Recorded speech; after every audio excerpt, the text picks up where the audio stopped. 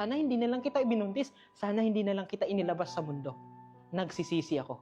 That sentence ang isa sa pinakamasakit na pwedeng marinig ng anak sa magulang niya. But the question right now, sa panahon na sinabi nila yan, ano ba yung ginawa mo? O bakit niya nasabi yun? Ang tinitingnan mo lang yung resulta ng sinabi nila sa'yo, pero hindi mo tinitingnan kung bakit nila nasabi yun sa'yo.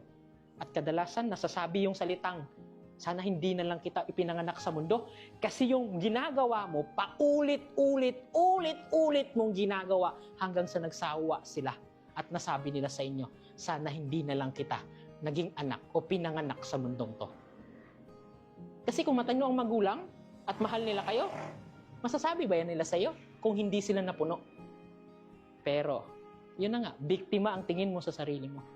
Pero ang hindi mo tinitingnan, biktima din sila ng kalokohang paulit-ulit mong ginagawa at ng galit na nararamdaman nila.